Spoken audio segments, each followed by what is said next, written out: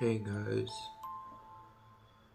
I just want to talk about how I really struggle with anxiety. It's so difficult for me, and my anxiety affects my BPD and vice versa.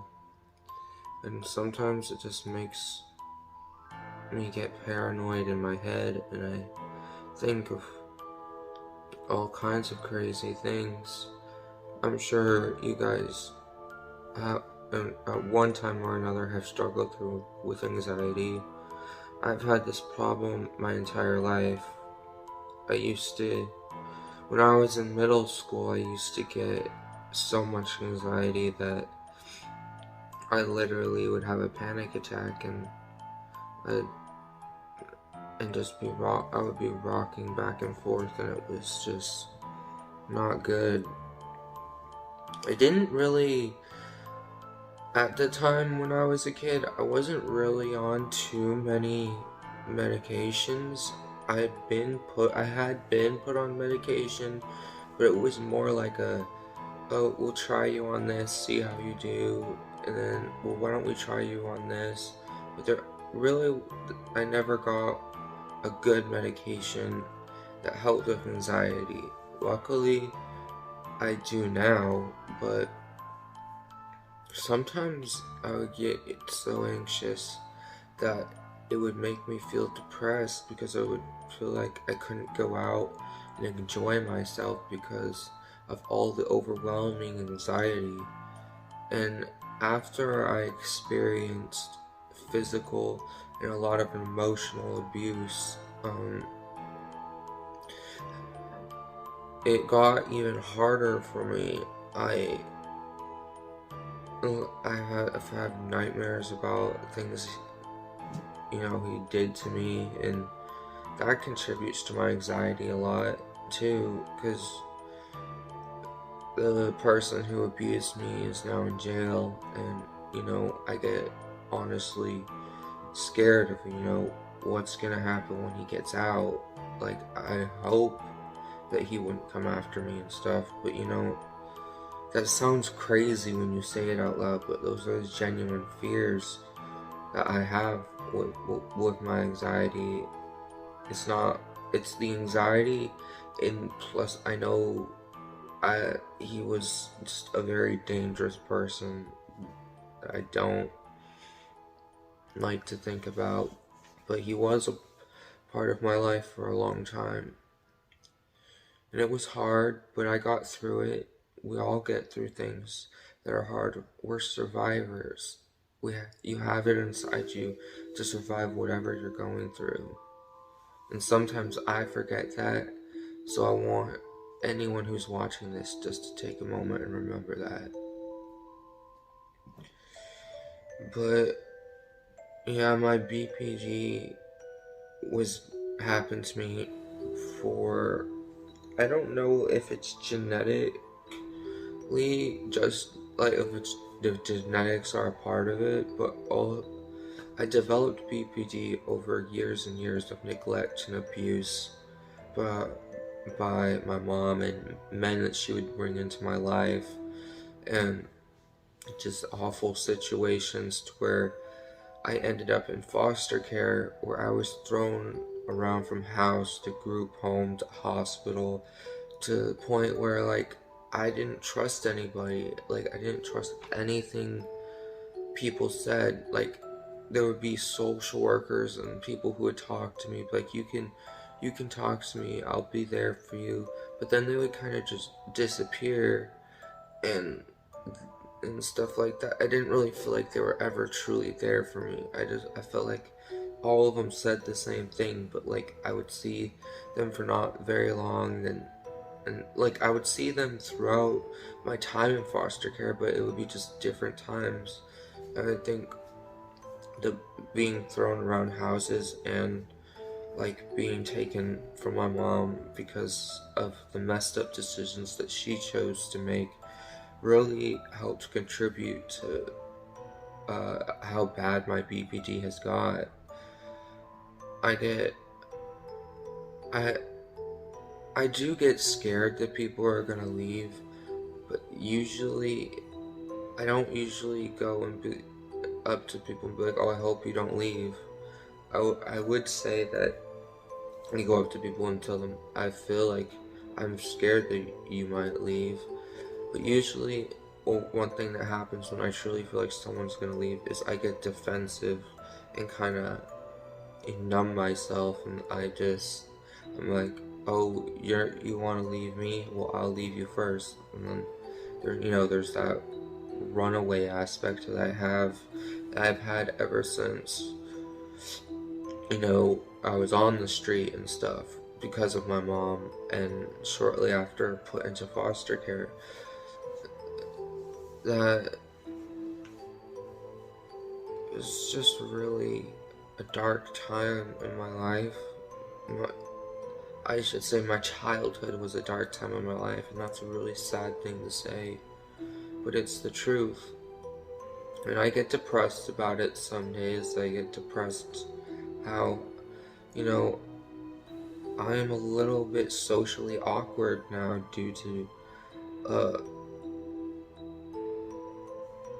having such an abnormal childhood. I don't relate to people, lots of the people who on the same level,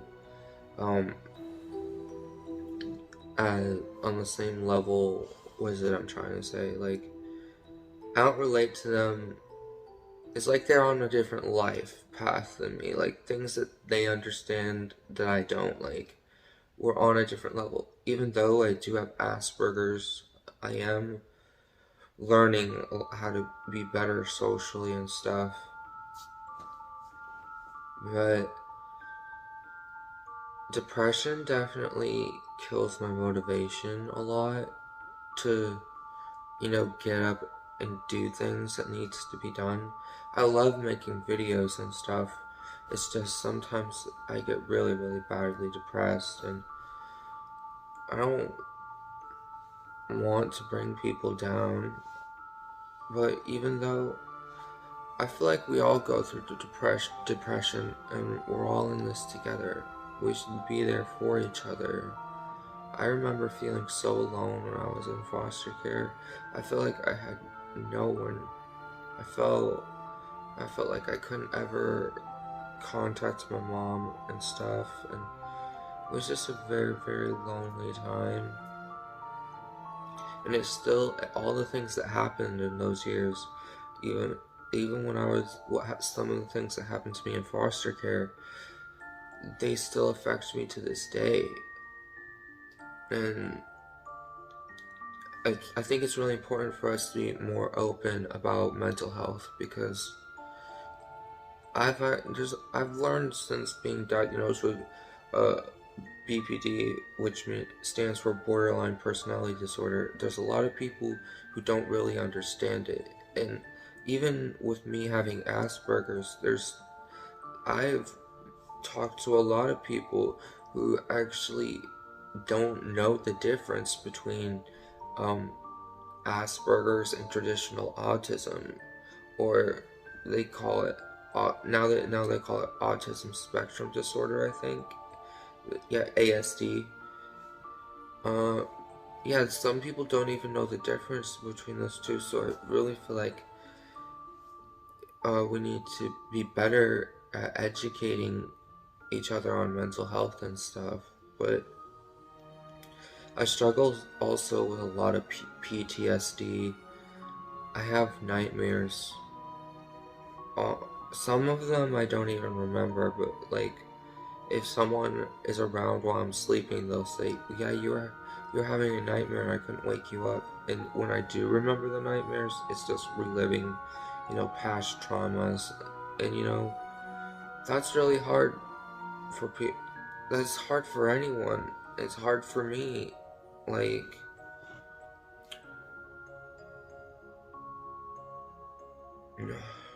sorry, I had to drink some of my Dunkin' coffee. Yeah, but my depression comes and it goes, but I definitely feel like I do get seasonal depression. And I'm sure lots of, I know that not everyone gets seasonal depression, but some people do. But yeah, I I do struggle also with self-harm. I haven't harmed myself in a long time, but I get urges to. For some reason, I feel like if I just have blood running out of my body, that somehow the pain that's inside of my heart, my beating chest, is gonna come out through it. And obviously, that can't physically happen. Like it can't physically be like that. But it's something that like when I'm upset, it feels better to just feel like all the pain and all whatever I'm going through is coming out of my body, through the blood. I know that's not a healthy coping mechanism, and I'm trying, not to do that because at one point, I was doing stuff like that, and it's very unhealthy. It's not good. It makes you feel ashamed. It makes you feel ashamed to, you know, show your body. You always want to wear long sleeves. You don't want people to know, or you do it on your thighs, or hoping no one would ever see. Like, cutting ourselves, it doesn't do anything to help us. It doesn't even fix the problem. All it does is it's a temporary gratification to escape the moment. And it took me a long time to not only learn but accept that. And I just think it's important for lots of people out there to hear that you're not alone, even if you feel alone. We're going to get through this journey together. If any of you struggle with any mental health problems or struggle with anything at all, please tell me in the comments. I'd love to hear your stories and your experiences.